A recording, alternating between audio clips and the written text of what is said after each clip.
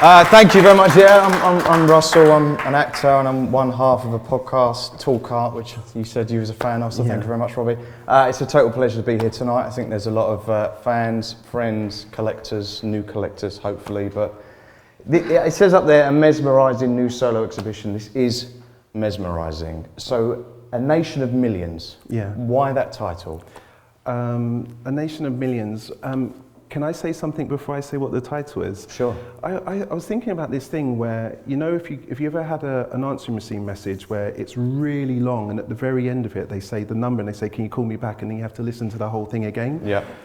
I want to say thank you before I say it at the end so that it's a really clear thing. Do you mind if I do that? Yeah. So I really want to say, firstly, thank you to James for allowing me to show in his gallery in Shoreditch and believing in me in that way. And well, let me stop you there. How did James find you then? How did this come about? Well, a friend of mine said, look, Robi, can I come and see you? I said, yeah. He came in and he's like, Robi, I've got something really special for you. And I was like, what are you talking about? And then he's a dear friend, AD, and he's an amazing hairstylist, recognised in his own world for doing some special things.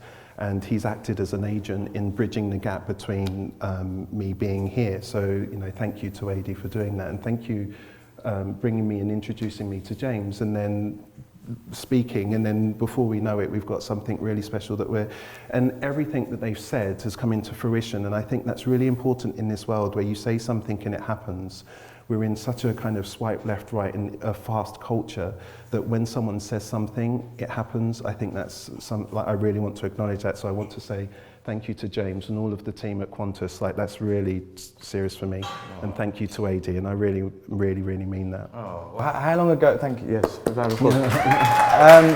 Well, how long ago did it come up then that you knew you was going to have an exhibition? So the introduction was in July, and the exhibition came about in August. So I turned 50 in August, and congratulations. Yeah, thank you. Good age for a man. Oh, thank you. Yep. Yep, it's a really good age. Yeah. I'm enjoying it. Yeah, of course. So at the end of August, I committed to stop drinking alcohol and get my head down and really, really focus. My partner Polly was going through a really, really busy time doing some project with the UN, and I knew that I was going to come into a really busy period, and I've worked every single hour that I possibly can, and I've been really, really focused, dedicated to, you know, making this happen as much as the team on the other side have been doing the same. So, yeah, since around August, the summer. Did you already have work in your studio? I did. So this triptych was at Fortnum and Mason. I asked for it back. Were they upset about that? Or? Yeah. So they were. Well, we're now working on something else for another location. So that relationship's good. I'm really happy about that. And then I did have some other work, but I have a very small team, which are incredible. They put in the hours and really dedicated as well. They helped me produce at least half of this show before it happens. So who does all the cutting out? Well, I would like to say it's me, but no. It's the team. It used to, for many, many, many years, it was me, just me, and now I have a couple of people that Pavan and Alex mostly right now, but they're the ones that help me make the work. What does it feel like having a team that you've got to that stage? And do you have a physical studio that you go to? I do. I work in Charing Cross Road. I've been in Soho. I moved out at the beginning of this year, January to May, but I've been in Soho since 2010. And I love it. Soho is in my blood. It's a creative global hub. Yeah. It's just no city. That part of the city is just there's nothing like it. I have a dedicated space to make my work. It's really important for the process and the way that I work. It's really important that I have a space. I'm very, very, very lucky to have a space in central London. I really appreciate that. What is your studio routine then? Are you someone that's 9 to 5? Do you have certain rules where you're I don't go in at the weekends? Or so yes, most of that. So how my day works is I get up, I do a meditation. I meditate in bed, Then I have a cold shower. How long for? What do you do, 15, 20 minutes? 15, precisely. Great.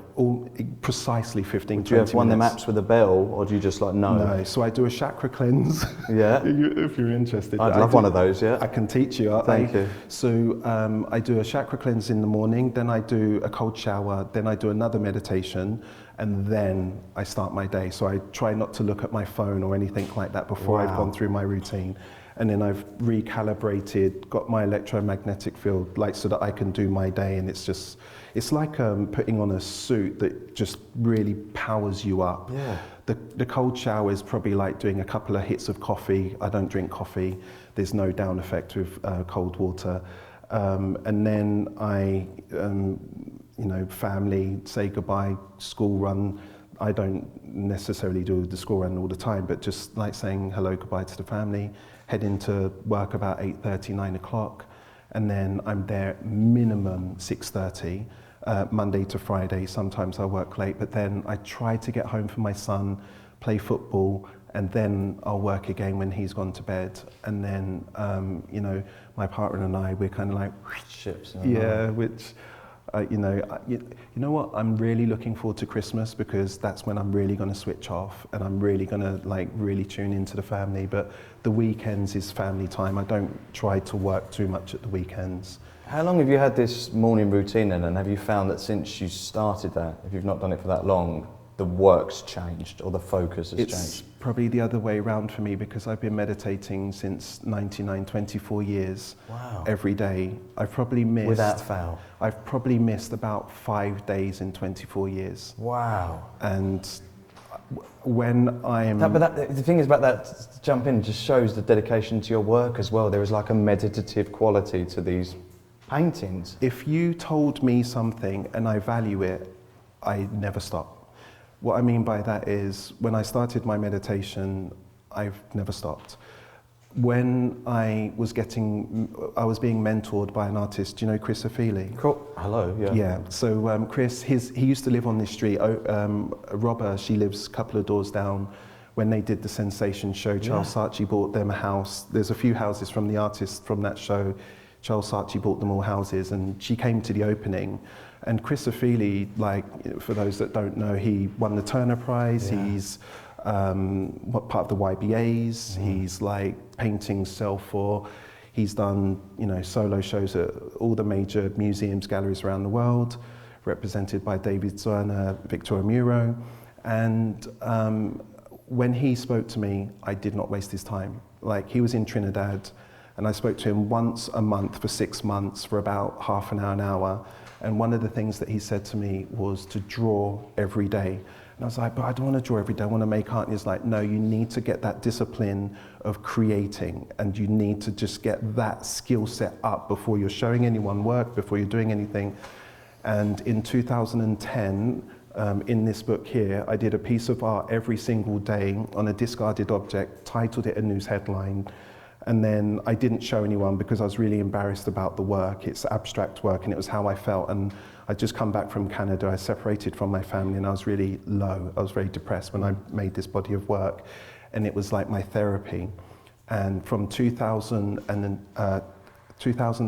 1st, 2011, I've created a piece of work. Now I do videos. I've created a piece of work every single day. And if I ever miss a day, I do 2 the next day. And I've probably done that 4 times since 2011. I've done something every day. So these are your rules? It's my discipline. So these abstract ones, do you know when you're sitting down in front of them, can you see in your mind's eye what it's going to be, or you just let it just come? It's completely spontaneous. If I think about what I'm going to do, I panic. I don't know what it's very disturbing. I can't do it. This is the drawing a day, but if you come to the actual works... This body of work is easy for me. This body of work is so I think that with art, I know that you I don't know that you I've heard you say that you like pop art and Well, that's how I got into art, through cartoons, and pop art was my way in. And I love that, and I love when you're talking about Andy Warhol and things in the way that he does it in the colours and all of those things. what I really like is that different artists use art in different ways to represent a different side of them or representing a different side of society. And they're really exploring and showing the world in a new way what they're discovering. And I'm not exploring externally, I'm exploring internally through the use of my art. So there is some stuff that I find very difficult and I struggle with, but I don't stop. And there are other, what do you struggle with? like making, so at the moment I do a video every day and I really struggle with it. It's very difficult for me to do, but I never ever miss a day. It's really difficult. Why do you have the discipline to keep going with something that you find so hard? So I once heard the thing that you value most, in the pursuit of it, you can take pain and pleasure. An easy way to say that is a child. Like having a child is both difficult and beautiful at the same time. And you are there for them no matter what. Now, art for me, I have that relationship as well. I have both pain and pleasure, but I don't have pain and pleasure in, say, this body of work. I have the pain in a different body and pleasure in this body, but I like to explore both simultaneously. Okay. Were these ever painful at some point? Yes. When I first, the first ever one that I made, 2007, it's called Zeitgeist. A friend bought it. He won't sell it back to me. I really desperately wanted to get it back. What? He's got 4 pieces and he's just like, no, you are not getting that back. And I was like, what? Come on, please. But the first time I made one, so I watched a documentary called Zeitgeist, and it's the first thing that was a real pattern interrupt in terms of my global thinking. So I watched something, and the way that I thought afterwards completely changed. And I thought I knew where money came from. And then afterwards I was like, wow, it doesn't actually exist. There is no such thing. And a very small amount of people make it up, and then they bring it into the world, and then the consequence of not creating the interest, we all suffer for that. And it's like, whoa, this is crazy. So instead of me pointing the finger and saying that's bad and wrong, I was just like, okay, that's the system that we're in. I accept that. So then I thought, instead of sitting at the couch, pointing at the television and saying, that's wrong, education's wrong, political system's wrong, instead of doing that, I was thinking, what can I do about something? And I looked around my room and I found my gaze falling on the waste.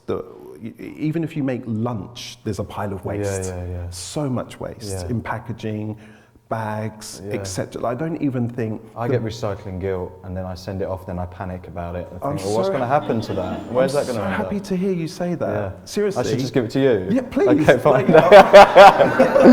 I'll take that guilt. I turn up every week, like, hi. I'll bring it back and hopefully you'll like oh, wow, it. But even the bag for life, I'm not sure that works. I think that we've got a drawer full of bags. Yeah, I've got about 9 bags for life, Oh my God, it's like... You've got to live loads of lives. So you looked at the stuff and you thought... I looked at this pile of waste and I thought, what can I do with this? So that instead of it, because I don't know if it is recycled, what can I do with this which makes it being wanted again or repurposed? I didn't have the idea of it being beautiful or like aesthetic. I just thought, what can I do? It's almost function. And then I had seen this piece of art that I can't remember if it was my child or partner at the time had made, which was a flower and it had these cut out petals, and it really stuck in my mind. And then I just thought, you know what, I'm just going to cut this recycling into petals and see where it goes. And it was the same size as this. It was a 4x4. And I went round the outside. This is Zeitgeist. This is Zeitgeist. Okay. It's the first ever one. Yeah. I went round the outside and it took me about 4 hours. And I thought, what the heck am I doing? This is mad. So you start from the outside in? Outside in. Okay. And I just completely freaked out thinking, this is a commitment and a half. What am I doing? And then before I knew it, I finished the piece and I really struggled with it. I didn't know if I liked what I did or if I was like mad or was like crazy. And then the thing is I have this switch inside me. I don't know, you know that like ADHD and all of these labels that we like to label everything now. But I think I probably have something, maybe it's, I don't know what the phrase would be for it, but if I, like an autistic, I probably have something that would be on an autistic spectrum. And what I mean by that is if I start something, I literally don't stop. I don't know, I just can't stop. I just keep going, keep going, keep going. But there's a science as well in this, and there's mathematics. I'm into sacred geometry. I'm into... What's sacred geometry? So sacred geometry, so my favorite shape is called Metatron's cube. Have you heard of that? No, but it sounds great. Well, if you think about the first word that's in that, and this is an ancient shape, meta. Yeah. I mean, from metadata to Facebook changing its, I mean, it's like, it's one of the words now. And Metatron's cube is 13 circles, and where they touch, I drew that, again, coming back to there's a theme, me being a bit obsessed. I think if you're talking to most artists, there's some kind of obsession going somewhere. Any creativity. It's interesting. Yeah. So I drew this shape every day for a year. That's how much I was into the Metatron square. Yeah, cube. Yeah, cube. Sorry, Metatron's cube. So it's 13 circles, and where they touch, it creates a square, a triangle, and a rectangle. And this is the building blocks for all shapes. So you have the flower of life, the tree of life, Metatron's cube. So the flower of life is these circles that are overlapping, and in the circle is a petal shape. And the petal shape is where I'm getting my inspiration from. And that's like a female part. And that's like the birth. It's like the beginning. So if you have a circle by itself, that's like whole and complete. But as soon as you overlap, now you've got duality. Now you've got the birth, now you've got creation, and from there you can go from a nebula to a galaxy all the way to neutrons, protons. As far down as you want to go, you're going to start getting these sacred geometric shapes. They're going to keep like fractals, you're going to keep discovering them. And I find that fascinating. Yeah. Building blocks of life. It's a lot. Sorry. No, I'm just spun off somewhere. I'm like, what? It was very existential. Yeah. So to talk about like the actual work that goes into this, do you know how many petals are in each work? Yeah. So exactly, or no. Okay. No, you know what? I was almost going to bring. I've got a bag when I was working with Aston Martin because they cut the petals by laser. We were using scissors. Nightmare, too thick. The leather's way too thick for hand cutting. And they would give me these little packets, and it would be like 8,000 petals, 9,670 petals. And like 9,000 petals is probably in a vacuum sealed pack about that big. So in here, so if you say like, if you're getting into 10 petals by 10, so that's 100, now like you're getting into about 9,000 petals in that piece. You're getting into probably beyond 50 to 60,000 petals in that piece. Cut by hand. And how do you organise that in your studio? Do you have drawers that say gold petals, black petals, green petals? I have boxes with bags that are cutted just different colours. So I mix. Are you constantly cutting things up? Constantly. So where are you finding the materials now? Just still in your office, or from your takeaways? Or you have a lot of Uber Eats, just constantly like need more food. Yeah. So we've just got through a bag of greeting cards from my foster mum. So when I first started going to my families and saying, oh, can I take your card? And what are you doing? Oh, what's going on? Oh, no, I'm making art of it. Oh, okay. And then now they're like, that bloody card's by the door, take it, will you? It's been there for ages. It's like, so I've got these different members of family that collect the cards for years. And I think that things have objects have memories.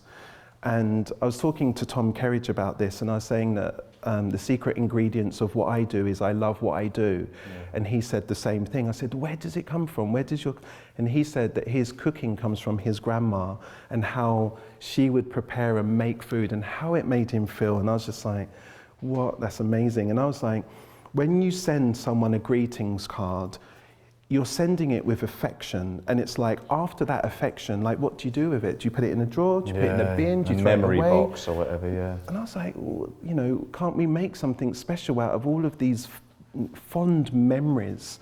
Like, what can we do with them? And but there's not a lot of colour in greetings cards. I spray the card. Yeah, they're sprayed. So a lot of these are spray. I'm in my head, I'm going, I need something red, and you're going to find like red trash and going like, we got it, guys. Like, no. So it could be, it's just any card and then you spray it. Yeah. Oh, okay, well that's a cheat. Yeah, that's good. That's a hack. What, that's your hack. And what's the holy grail of like materials? When you find something, you go, this is like eureka. The holy grail of materials is when a greeting card has glitter.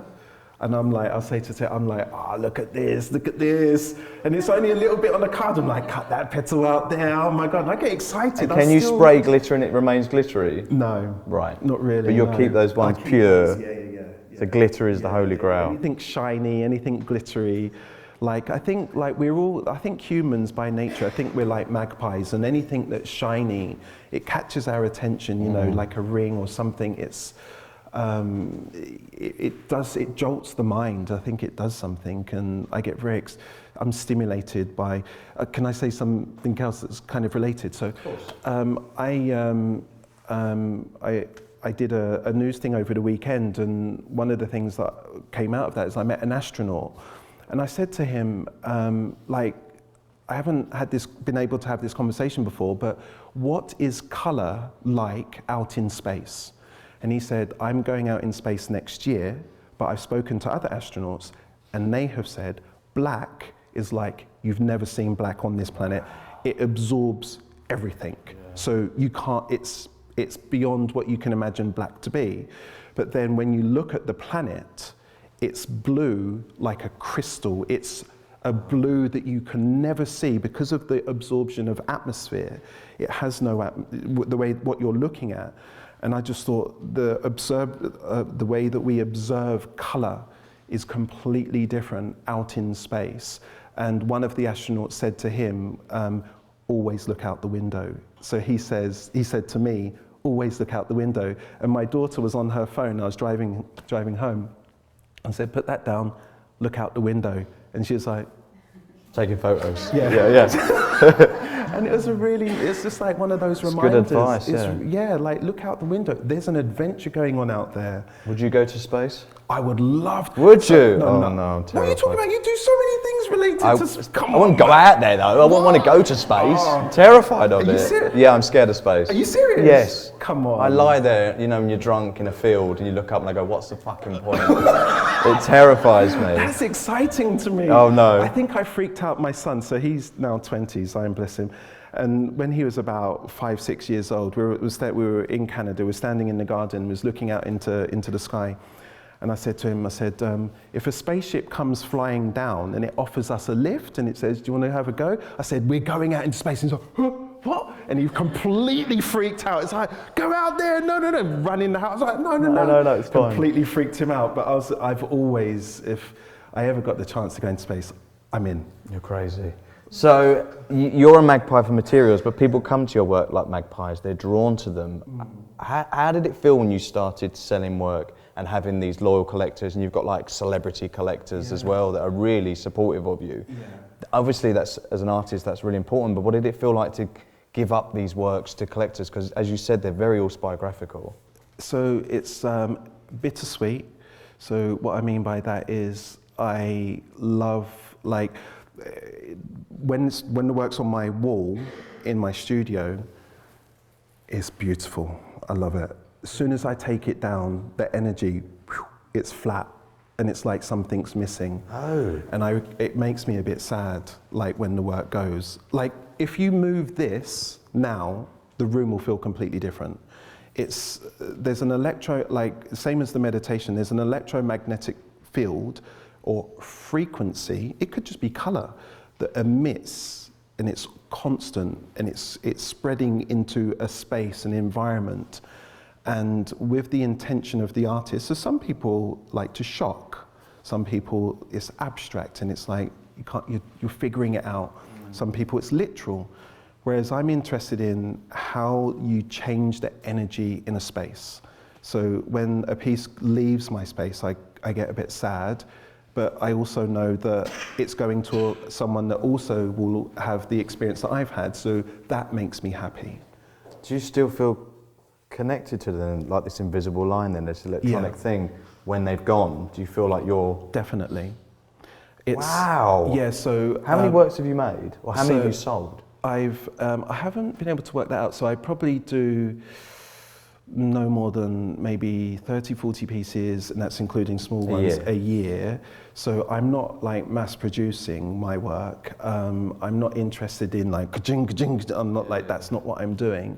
I'm interested in making the thing that I'm interested in is whatever I'm doing, including being here right now, is being 100% in whatever I'm doing. Present. 100%. How long do each of these take? Like, for example, if we're looking at the one behind us and then we look at this big one that you took back from Fortnum and Masons that they're upset. What is the duration, or what time?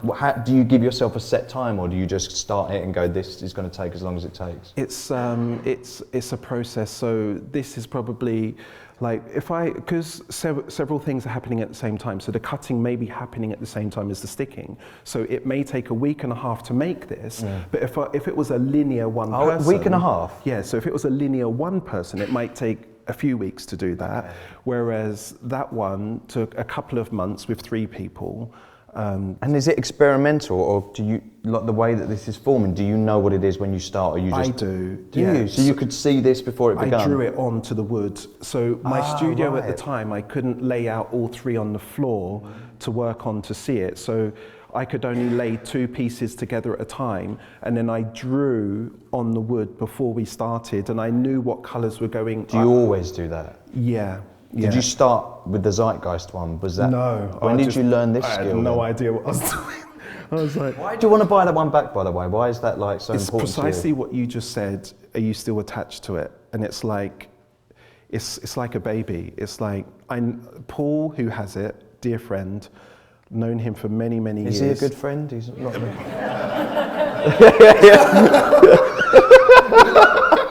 When you put it like that, I'm not sure.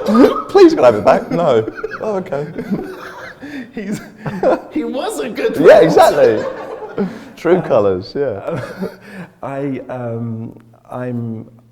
literally am mentally still attached to it. Wow. Yeah. I haven't let it go. And the title, Zeitgeist, you do title all of your works. How important are titles to you, and could you ever put a work out untitled? Yeah, I have untitled work out there. Titles are very important to me, and they're so important I can't remember them. How I title my work is normally by a piece of music that we've been listening to, or someone in the space has been listening to. So sometimes I open it up and say, like, what have we been listening to? So they're all titled after songs. And the title comes when you finish the work? Yes. And what we're looking at here, there's a work in the back room there, which is from the Windrush series. So what we're seeing here is you have 4 bodies of work. Yeah, so I have drawings. I have the daily drawings. Yeah, these are paintings. So I do paintings, I do drawings, I do my collage, and then I veer off occasionally. So my Windrush is a completely different series. And then I do these Stardust drawings, which are also an extension of the Chrysophilia advice, do something every day. And how do you know, do you have these all going at the same time? I know you have the daily practice obviously going, but do you... I have normally about 3 different kind of practices going at the same time, but I never really show anyone. Like, I do portraits as well. I think I heard you say that you like portraits. So my paintings of people, I say that I can't see you, I can only see my interpretation of you through the filter of my past experience. I will never be able to see you.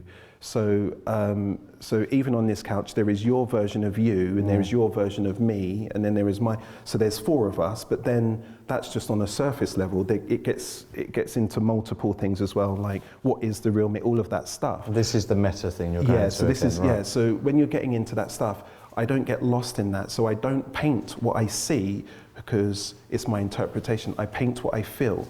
So if I was to paint you, I would completely change the colours, because I would use what I feel I think is you through the use of colour. And if I painted you again, it always changes. So I like the phrase, you never step into a river twice, because it changes.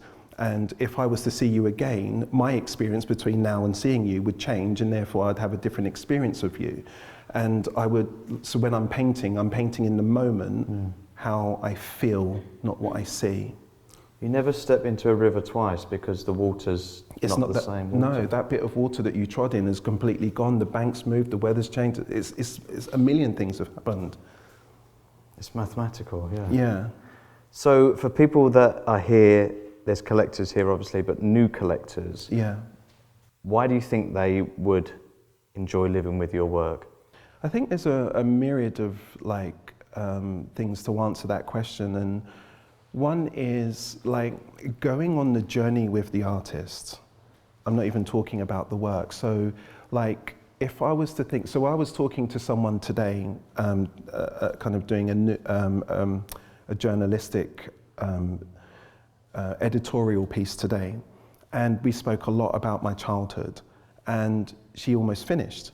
And I said, you know what, can I say something? She said, yes. I said, I'm doing this show at the Quantus Gallery, and I really want to acknowledge that, because if I was to think of my 4, 5, 6-year-old self, would I be doing what I'm doing right now? I don't think so.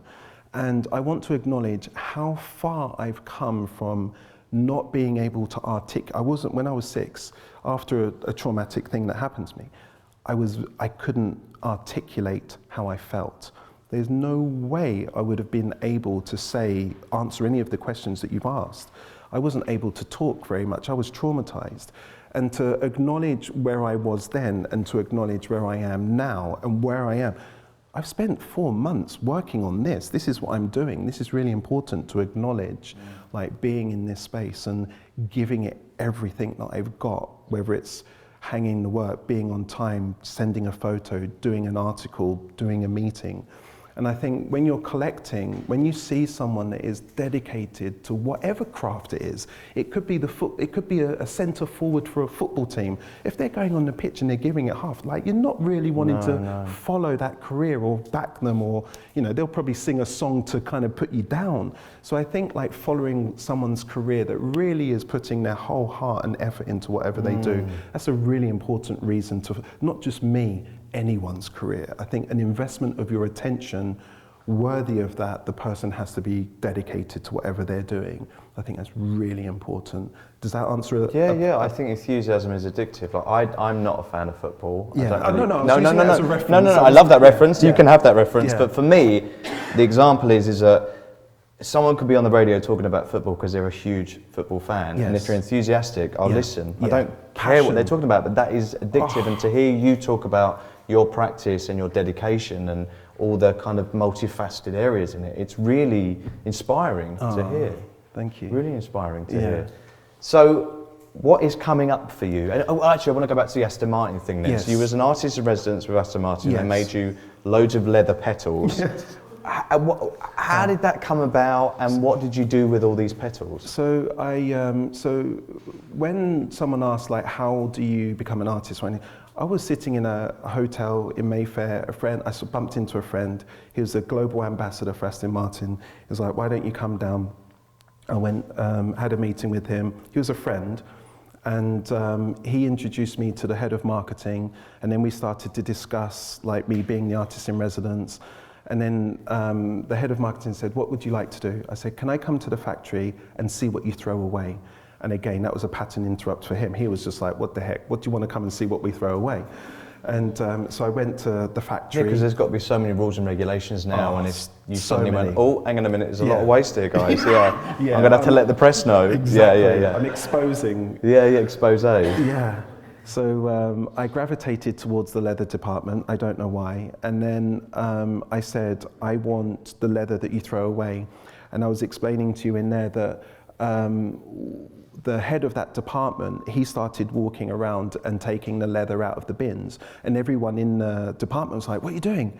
Like, what's going on? And they thought they'd done something wrong. And they thought that, as you said, it was going to be examined or something. And then he was like, no, it's for an art piece. And they're like, what are you talking about? And then when they saw what I'd done, they're like, is that what that was for? And so Simon Sproul, when he came to the gallery after I'd made the pieces, he took a step in, looked at the work, took a step out, took his breath, and then he came back and he's like, is this what you was talking about when we first met? I said, yeah. And he said, you could see this. This is what you... Wow. I was like, yeah. And I was like, He's like, to be honest with you, I had no idea what he was talking about. So what was it? It was the wings in the shape of the logo, but covered like this, but with the petals, with the Aston Martin unused. And I just thought to myself, I think one of the reasons why I chose the leather is it's a very special cow. It's the same leather as Rolls-Royce, and it comes from Scotland. And I thought to myself, you know what? I'm not like vegetarian or vegan or anything. I'm not an activist in that way, but this is an animal and it's just going to go in the ground. Like, what more can I do with it to honor? Like, and I wasn't like trying to be like, all, you know, I was genuine. I really wanted to do something with it. So it turned out to be a really special project working with them. Where is that now? It went to several different locations. One thing that it led to, I did a show in Dover Street with them, and I met this ghostwriter, and he asked me who was my favorite Formula One driver. And I said, look, I'm mixed race and I like cars, Lewis Hamilton, but my dad used to take me when I was a kid. I love Nigel Mansell. He's like, oh yeah, cool. Nigel Mansell, yeah. And then the day. How old are you? I'm 50. Okay, good age. Oh, we said that. Good age, yeah. So then. I was thinking we're the same generation because Nigel, for me, was like growing up was like the one we knew. Yeah. He's just like, yeah. he's the man. And he was the Senna, Prost, like that era was like. And when I did the show, before the show happened, like, you know, 5:30, starts at 6, 5:30, he walks in with Nigel Mansell. And I was like, my jaw hit the ground, and I was just like, what the heck? And my dad was there. And I was a bit in bits. I don't have fan moments like that often, but I used to camp inside the track to go and watch him when I was. No way. And then he took me to one side, and it was starting to get busy. And he said, I know about your story. And I was like, what story? And he's like, I know what happened to you when you was young. I was like, Nigel Mansell, what are you talking about? And he was like, I know what you've been doing. And I was like, what? And he says, I know what you do with school kids and how you help, but you haven't told him. I was like, what the heck is like, someone briefed you? Is he a witch? Yeah. Like, what are you doing? Yeah, all this time. And he was like, look, I haven't got long here, but you know, I really wanted to acknowledge what you've been doing. I was like, you're Nigel Mansell. Like, I was like, what are you talking about? He's like, I've got something for you. And I was like, what are you talking about? And he gave me this poster, and it was a print of him, and he'd signed it. And I was like holding back the tears, like seriously. And he hung for a little bit, and he was like close, he stuck by me, and I was like, it's Nigel Mansell. And when he left, the first thing I done is I just went over to my dad and gave him the print. But it was signed to you? It was signed to me, and as soon as I went to his house, it's on the wall. Yeah, he didn't scratch it out. But, you know, I think, you know, when you're talking about when someone's passionate about something, I think passion leads, it's like a magnet. Yeah. And as much as I've struggled thinking, am I doing the right thing? I didn't make art for like making money or anything like that. How did you find it? It was from struggle. It was like from being a kid, like I've always wanted to make art. I have no choice. It's something that's inside of me. I can't stop. What was you doing when you was a kid then? What were you making? Because a lot of artists, the things they made as kids remain throughout their career. They just get more skillful. You would find me, I've grown up in families that haven't had much money, and you would find me in a skip. Like, wow, so you've always done that, finding these stuff that other people throw away as your treasure. When we had BMXs and we'd ride our bikes, and they would go off down the road and they'd turn around like, what are you doing? I'm like, check this out. Like, what is this? What can we do? And I was just like, just something inside me. We all have something that you can't stop. You're just drawn to it, whatever that thing is. And I found out much later in my life that I like to collect things and make them beautiful and make people want them. And it took me a long time to realize that it was a reflection of my early childhood, of me wanting to go back to my mum. And it's not a sad thing, it's life, and it's a very integral part of my practice. And I think it's what makes me never want to stop. It's an endless desire for correction and making myself better, and the pursuit of not perfection, I don't believe in that, but like learning and becoming better, and that's my practice. These are wall-based works. Have you ever attempted sculptural 3D? Yeah, so I've got something on my desk at work that many people, including AD, keeps on trying to take it. It's a dinosaur, it's called Dino, and it's made from smashed records, and the eyes are yellow, and they're a limited edition, never mind the bollocks by it's a special piece. It's like a pet. Like I'm too fond of it. Like people have tried to buy it, and I won't sell it. And it's a sculpture made out of vinyl records. Wow. Yeah. Is that something you're going to keep exploring? I would love to. Yeah. It's like art for me is about time. Like I have a million things. Like I don't understand. Like I understand the concept of writer's block or things like that. I just like, oh my God, there are too many things. Like it's a priority. Like what can I get out of my head? There's too many things in my head that I would love to do, and there's just not enough time. And I think if you make friends with death, like, and I really mean this genuinely, if you make friends with death, you can live your life. And what I mean by that is I've given life everything that I've got. And if I died today, tomorrow, I wouldn't be sad about it. I'd be sad about missing my family. But I've given it everything that I've got, even though there's still a million ideas. And I think the best ideas in the universe probably go to the grave, and I try to get them out as quickly as I can. That's why I do it every day. Do you feel like you're running out of time? No, because I'm confident that I've given it everything that I've got. I don't feel like I'm running. I wish I could slow time down. I really do, but I don't. But this work does that. Yeah, because it does. You've given yourself something that takes a lot of time, a lot of focus, and there's something about, I'm sure, when you're placing these all together that just, you have to, the work tells you what the time is. It really does, and we're in a world where we swipe left and right, and we've reduced most of our attention down to a very small screen. And I mean that. It's like our attention really is we think it's a window to the world, but you know what, when you look up, that is the world. And it's like, when we've reduced, like, you know, you're an actor, and like to reduce your movement, your reading, your casting, your other people that you're working with, like, you know, that movement, like, it's like, that's life to me. And like exploring that is, it's not the next. It's like, take that again, like, I thought I got it right. I'm sure you do that's it exactly in one take, like. but it's but it's like, they're not normally smiling though, but that's life. Yeah. That's life. Yeah. Well, you're also slowing your audience down. Yeah. Do you know what I mean? When you're in front of your works, you can't help but just get taken into them.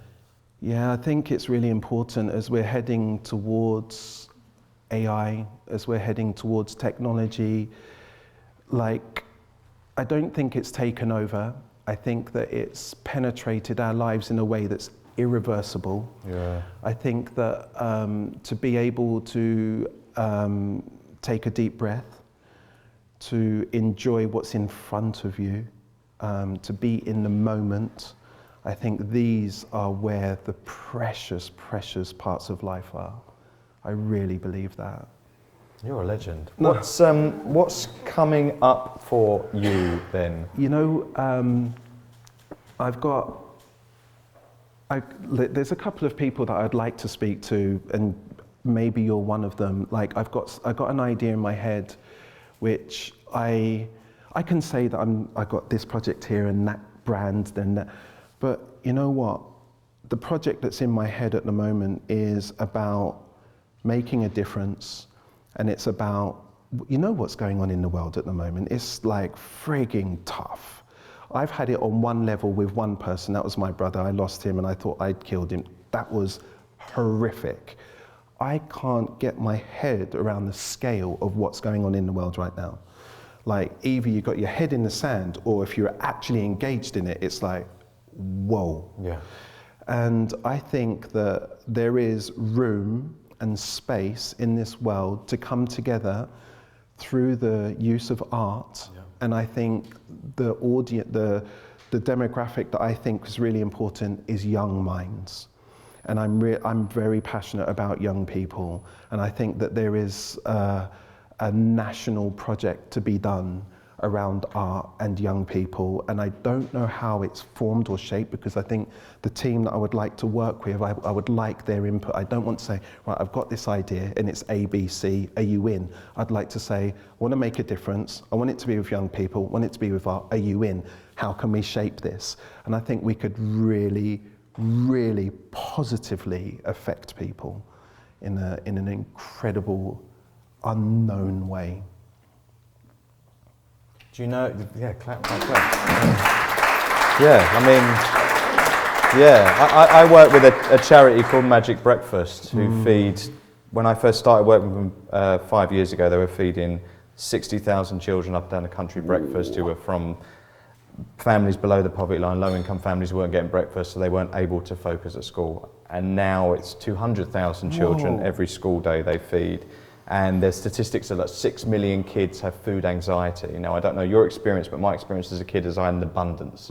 I'd never think, where's my next meal coming from? It's the point where I was like, I'm eating too much. My mum would be like, eat your dinner. And I'd be like, I'm full up, I don't want it. Yeah. Now they have this breakfast thing every day, and you're making me think like maybe it's something you align with a charity like that, and the waste from the breakfasts, because they have cereal and bagel wrappers and everything, maybe that can all be acquired over a year, and then that could become something that you can sort of collaborate with. I would love to explore that. That would be like really. I'd really love to explore smart, that, because once you get the bug, and what I mean by once you explore, there is value in things that people have let go of, discarded. They've let it, even as you're saying about that food on that, I know someone that collects food from Marks and Spencer's and flowers and stuff like that. And when he's filling up his car, I will literally just stand there and watch him, just like, I'm like, wow, that's amazing. And it's like, if I think about how much... where does it go? He takes it to places and then they sell it like seriously cheap, and then that money goes to charity. I'm like, oh my God, what an incredible system. Like when Thank God that system's there, because a lot of people would be like, you can't have it, we're just going to trash it. Most companies, they'll just like, you know, if that's the bread, in a bin, gone. I'm like, oh my goodness, like, and it's like, I'm like, whoa, it's like, it pulls my heartstring. And I think if we just give it a little bit of time, or someone with authority, and what I mean by authority is it's not just an idea, it's their life. They've been doing it for decades. That's their job. I've been doing this for so long, like 20 years ago, talking about sustainability was not a pretty thing. And it's like, now it's a box that's corporate ticked, and it's like, no, there's still another 2 or 3 layers to go on this. And it's like, and you can just, with a little bit of effort, have an incredible output. And I even spoke to 2 people that are programming AI, and I was telling them, you know, even in the junk code and blah, blah, blah. And the person that brought to me is like, bloody hell, what have you done to these 2 AI guys? They are on a completely different level now. And it's just like, just a slight shift in your attention and what you focus on, and then boom, it's like a gold mine that you don't have to go and dig more gold. It's like, it's there. On the surface. It's there. It's in front of us. We're talking about surface. I want to talk about your clothes that are covered in paint. Yeah. Tell me about this. This is your own design. Yeah. So every year, so from 2010, I've got an outfit that, and I've kept the socks, the pants. Every single, even stuff we're not able to see. Yeah. So all right. Yeah. My jacket, my wallet, my everything. So I've got like an outfit for events. No, like I wear it. So Monday to Friday, I wear the same clothes. Not the same pants. No. Right. Socks, pants, t-shirt, everyday change, jumper, trousers. But they're all paint design. All hand painted. So this paint. So because I haven't painted in a while, it hasn't. So this paint is related to, so these ones, so the piece at Somerset House at the moment, the banana boat, these paints are... That's from the Windrush series. Exactly, yeah. So these strokes are from that piece of art that's just being displayed in like a museum now. And it's like, so this isn't just me making something pretty, this is like I'm painting something and I'm just wiping it, painting. So when I first early, a friend of mine, Bio, he had a company that was making suits.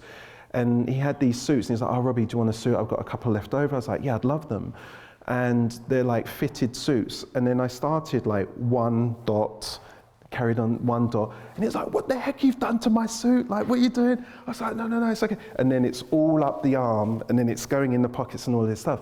And then a couple of years later, it's like, yeah, about those suits, you know, they're on loan. I was like, what do you mean? It's like, can I have them back? I was like, what? No way. It's like, you're crazy. It's like, it's immeasurable, the value, because they're related to a body of work. And it's like, this doesn't, no, you can't have them back. You didn't have them back? No. So, and you give yourself a rule for this. This is your uniform for the year, like from January 1st to January 1st. So now we're in November. I'm starting to think about what. Have you got a coat as well, though? Yeah, okay. yeah. So my coat, and I like to wear things that don't really have branding on it. So I'm quite careful about, like, it's not like and then I'm painting all over it. It's I like to, and you know what? We all have uniforms, and this is my uniform. Like, I'm clear about that. If I go into the Groucho and they're like, oh, what do you do? I think they know what I do. It's like, either I'm a painter and decorator, or I'm making art, or I bought something from Dior and you know a designer brand. But I'm like, yeah, I'm an artist, and that filter very quickly is like, do you want to engage in that conversation or not? And I'm happy to. I don't need to talk about art. What do you do? And it's you know, it's my uniform, and I'm proud. Like, yeah. Do you live with your own work in your house, or do you collect other artists' Oh my God, work? I don't even want to say this. So that piece over there was in our living room. I've been with Which one? So that piece, the Oh yeah, right. So what's that called? I can't remember. I forget the names of I call it quadtic. Because I don't even know. I know what a triptych is. So they need a title, but the title, once you've titled it, you forget about the title. It's not that. I have dyslexia and I have a problem remembering names. I really have a problem remembering names. Like, you can tell me your name, and then I have to say it in my head lots and lots, and then I got it, but I've missed the conversation. And I'm like, well, the whole conversation you'd be going like, name, right. So names, I don't know what it is. There's something in my brain that doesn't absorb names. Yeah. So I've been with Polly for 13 years. She's been like, when are we getting a piece in the house? When are we getting a piece in the house? When are we getting a piece in the house? I put it on the wall. A couple of months later, I'm like, yeah, I'm putting this in the show. And she's like, what? You've only just put it. She's like, either you're not selling now, you've got to replace it before Christmas. I'm like, shit, okay. So what's going on then with it? I've sold it. You've sold it. It's sold. Yeah. And what's up at home at the minute then? It's a blank wall. What, a load of nails in the wall, is it? It's exactly what it is. That's terrible. So what are you going to replace it with? I don't know. I have to. Do you know what you want? I'll leave it to him. We can before Christmas. Yeah. No pressure. Well, I'd like to open it up to a Q&A, but what's coming up for you? I mean, how long is this show on for? And it's this fantastic. Is until Tuesday. It's the last day next week. Yeah. Again, just been so happy and fortunate to display my work here. It's the largest body of work that I've seen in one time. I've done solo shows before, but yeah, I'm really happy to be working with Quantus and the team here. They just, it's amazing. Great. So have we got any questions? Thank you so much. Oh, thank you. I've loved it. I've loved it. Yeah. Loved it. Yeah. It's been great. If you've got any questions, just shout it out. I mean, yes? I love the idea of doing a drawing a day. Yeah. I just wondered how different the drawings are from what you see. This is definitely a real sort of logical thing to what you're doing outside, but when you're doing a drawing, is that sort of similar there, or does it go in sort of different directions? It's completely different to this body of work. So when Chris told me to do a drawing a day, I was drawing these crystals, and they became more and more elaborate. And in my meditation, there's something called the pineal gland. I don't know if you've heard of the pineal gland. It's very trendy at the minute. Yeah. It's coming up everywhere. Is it? I hear about the pineal gland as the zeitgeist. Well, I mean, again, like when 15, 20, 24 years of meditation, talking about just this gland, it's a desert. No one knows what you're talking about. That's why I'm asking with respect. Do you know what it is? No, yeah. And in that gland, it's got one vein in, one vein out. It's unfiltered. It's in the middle of the brain, and it's got crystals in it. And if you apply pressure to those crystals, it's what releases DMT, and it's how we dream. So I'm really interested in this particular part of the brain, and I'm drawing these crystals, and I call it stardust, and I'm interested in space. But How do you massage this then? You have to, so in your ear, and is it? there's different ways. I use so you know, if you hold your hands like this, and then if you move it slowly in and out, you can start to feel like a pull and like an energetic field in between your hands. Yeah. So I do that, but I do it on my head, and I like literally apply. So it's related to your meditation? It's definitely related to my meditation. In different directions, not influenced by the news, it's very much a Meditation, 100%. Yeah. You're welcome. Yes, please. Yeah, I was amazed when you said that on that picture you worked from the outside in. Yes. Because I would have instantly thought you would work from the That's what I inside thought. out. Yes. And a lot of them are from a focal point in the middle, but a lot of them have got no focal point. Yeah. So how would you explain that? So I think so the petals are laid on top of each other. That's why on the outside you're laying it literally on top, and that's what goes towards the middle. And sometimes it's uniformed and it just goes straight to the middle. Sometimes it's waving, sometimes it's off. And I think it's a feeling, and it's like I've never made one and thought, right, that's it, that's rubbish, like scrap that one. But I think if you trust your process and you really just allow yourself to be vulnerable, to just then I allow the piece to reveal itself to me, as opposed to, it's not like a dictate. I'm not like, this is it and that's it. I'm just like, no, you know. Yeah. You find yourself vulnerable, you just said then. Yes. So making this work, you feel vulnerable making it. Yes. So the vulnerable bit is allowing yourself to trust that what you're doing is going to work out. Yeah. The thing that I struggle with, so you know Harry Enfield. So we were in a gym, and he said, I said, oh, what are you working on? He's like, oh, I'm doing this show, TV. I was like, oh, can I come? And he's like, oh, it's sold out, but don't worry, it won't be funny. And I was like, you're Harry Enfield, what are you talking about? And then there was this I don't know, I get confused with psychologist, psychiatrist, and he wrote the foreword for my book. And I said to him, like, can you write the foreword for my book? And he said, no. And I said, why? And he said, because I don't do that. And then I said, oh, and then he ended up doing it. And then I said, oh, can I interview you? And he said, no. And I said, why not? He said, because I'm not very interested. And I said, you're one of the most interesting people I've ever spoken to. And I found that interesting. And the thing that I struggle with is I'm actually not that confident around colour, believe it or not. And most people are like, what the heck are you talking about? And I'm like, the thing that you're most vulnerable with is the thing that if you're able to explore that vulnerability, you can, I don't know if you've had a character where you're really on the edge of who you are and you're really allowing yourself to be vulnerable in that character. That's when, can you explain from your perspective, have you ever been in a position where you've allowed yourself to be vulnerable within a character that you've played, and what happened after you did that? Yeah, I think you allow yourself your own, all characters come from yourself, like as an actor, it's all your own autobiography, you're kind of cherry picking and you are pretending to be someone else, but you have your own experiences in that.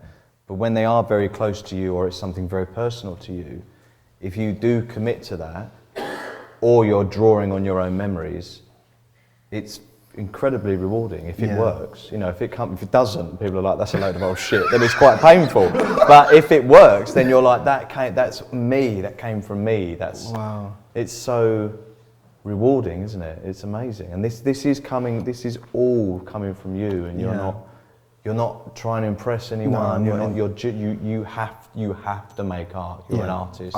You dream about it, you think about it, it's your daily practice. Yeah. You're in this for life. Yeah. And that's incredibly inspiring and exciting to be around. Thank you. You're welcome. We had some more questions there for you. Do you not sign your art? I do. I sign it on the back, and so I heard this thing, there's someone called Edward Bernays. He was Sigmund Freud's nephew, and he's the founder of public relations. So it was called propaganda before it's called PR. And he changed the name because the Russians gave propaganda a bad name, and he changed it to the House of Public Relations.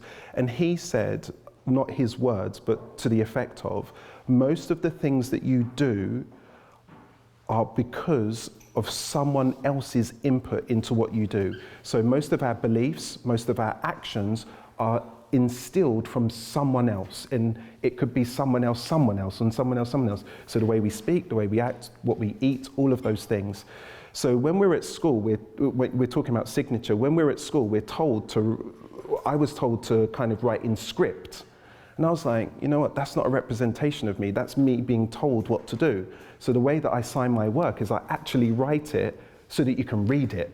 And that's really important to me. So it's just like, so if someone has no idea who I am, they look at it and they're like, oh yeah, that's Robi Walters. Whereas if it's a script, I don't know if they'd know what that was. So just even the idea of how you sign it, to me, is important. Yeah, you're welcome. Just wanted to go back to your inspiration. You said that you saw the flower. Yes.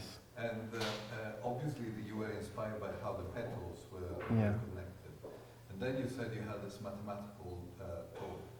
So do you know that is probably called the golden ratio? Yes. So that is technically pleasing. Do you use that like consciously, or you don't, or it's just something that comes naturally? Because your work looks like a mathematic pleasing object, and they take inspiration by the nature, like the birds, for example, or the flowers, or the spiral of the shells, or something like that. To talk about, you have to explain what the golden ratio is, which I accidentally called a golden shower in an interview at one point, and they were like, "It's not that," and I was like, "No, you're right."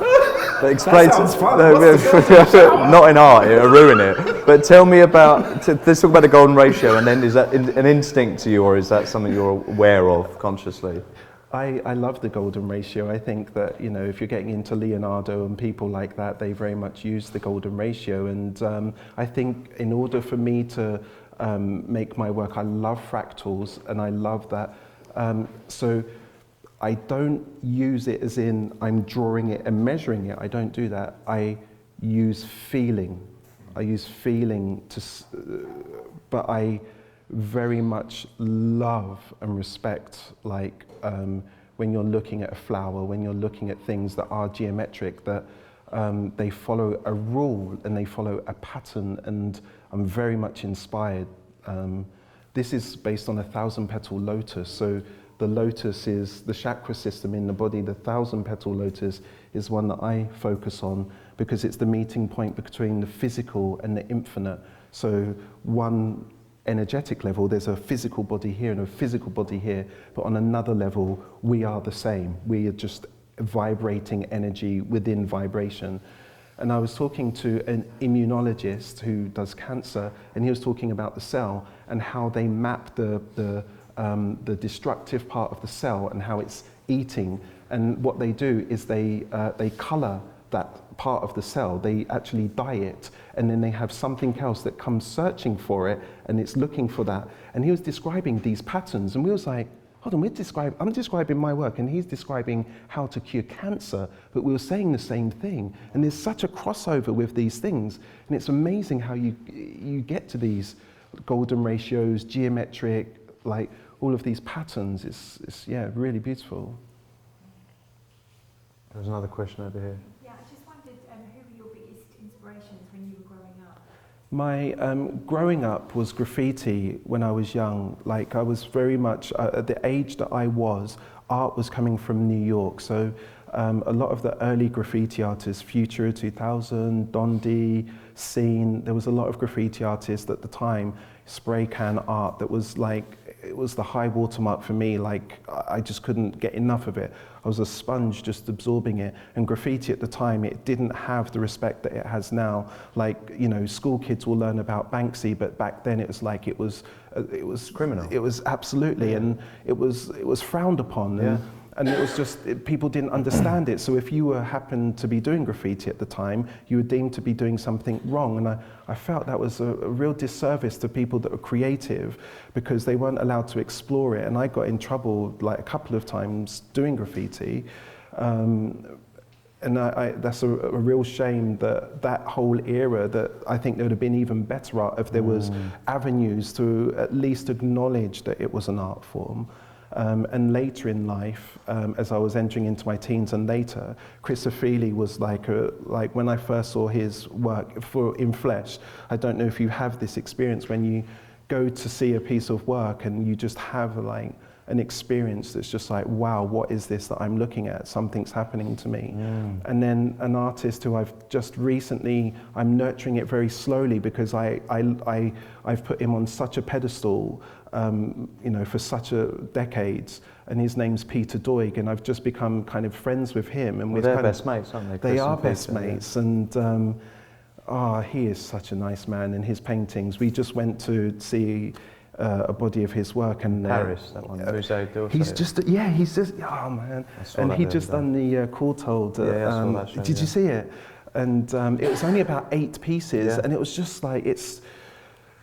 Why do you like the work? I can see actually like the Harlequin costumes and stuff that appears. There's something with your work that relates. There's something to dreamy about it. Yeah. There's something ethereal, like otherworldly, and it's like. Well, it's the nostalgia that you sort of play with, I guess, and memory, and it could be now, or we could be looking at something that's happened like 100 years ago. And he plays with that all within one image. And so what you just said there, it could be now, it could be 100 years ago. When you're saying something and you leave and you're like, there was something about that, and it just stays in your mind. It could be one phrase, and it's just like that takeaway. And it's like when I see his work, it's just it does something. I love it, and to be able to meet, like, when I first went to Chris lived here. When I loved him and his work. When I went to his house, I was just, oh my God, I'm in Chris Ofili's house. What the heck is going on? And I was like, Chris, what's this painting? And he's like, oh, that's one of mine. I said, it's abstract. It's nothing like your other work. And it was like, if you ever get the chance to go to an artist's studio, if you ever get a chance to go to their home, like if you saw the piece, if you walk into a house, I've got a very large piece that's a drawing that's from 2009, 2010. And it's of yours? Yeah, and it's like, it's nothing that you would normally see of my work. But if you came in, you'd be like, what's that? And it's like, when you go into an artist's personal space, it's very special. Do you like studio visits? If I can, I would. Yeah, I love it. It's no, really, people coming to you? Oh yeah, I love people coming to my space. Good to know. Yeah, yeah. Any more questions? It's on my throat. You say you use greeting cards, like leather from cars. What's the most bizarre thing you've used to create your art? I'm going to tell a story which I hope it answers your question, because I don't put it in the category of bizarre, but I will put it in, it was transformational. And what I mean by that is I had someone walk past my studio, and he was with his wife, and he came in and he liked what he saw on the wall. And then I had a big piece, but it was wrapped up. And I said, if you like, I can show you this one, but I have to unwrap it. And he said, yeah, I'm just going to Carnaby Street. I'll come right back and I'll take a look. Unwrapped it, put it on the wall. He came back and he said to his wife, do you like it? She said, yes. He said, how much is it? I told him the price. He said, do you want it? She said, yes. He said, we'll take it. And then he said, do you make commissions? And I said, yes. He said, would you make it out of cards that I've got? I said, yes. So then he returned, and then he had this box of cards, and I said, what is this? And he said, my dad passed away from COVID. I was like, okay, here we go. And then he said, and my mum has passed away recently, and these are the condolence cards from my mum and my dad passing away. Can you make the art out of this? It's been under my bed, and I don't know what to do with it. And I said, yes. And then we got to know each other. And I said, do you mind me asking, what do you do? And he said, yeah, I made my money through PPE. And he said, I've made my life, I've been wanting to be successful, and I've just become successful. And the very thing that I've become successful at has killed my father, and I'll do anything to get them back. And he built an extension in his house. And now those cards, it's a light white going into a soft pink, And he says that he looks at it every day, and his relationship and what it's done for him has just been like transformational, and that was a really moving thing for me to be able to do.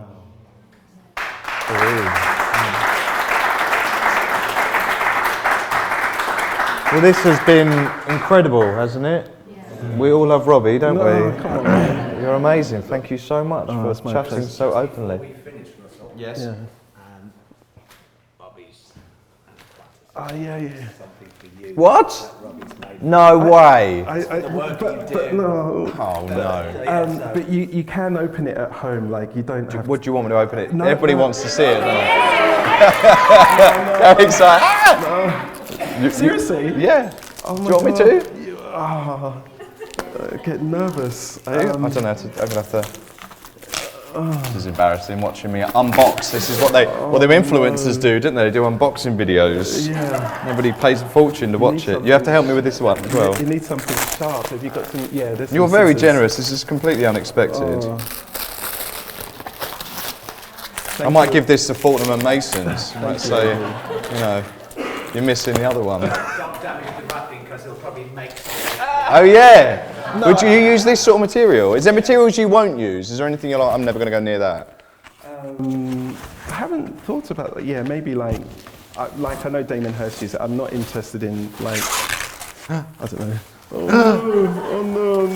Oh wow! It's a drawing. It's a crystal. One of the Yeah, it's one of my crystals. crystals. Yeah.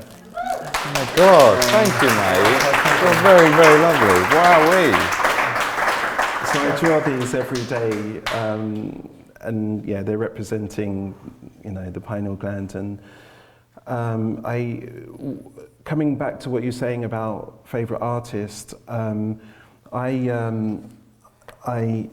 was really nervous to kind of acknowledge my roots and history with spray can and like graffiti, and I really struggled with it. It was my past, and it was deemed to be bad and wrong, and it took me to being in my 40s to actually pick up a spray can again and actually make a mark with it, and to have the confidence to not be tormented by my past belief that it was wrong. And I think you can make beautiful marks with spray, and that's what I've done. Thank you very much. That's my pleasure. Well, yeah, thank you everyone. This has been, I really enjoyed it. It's been brilliant. Brilliant. Thank you. Yeah.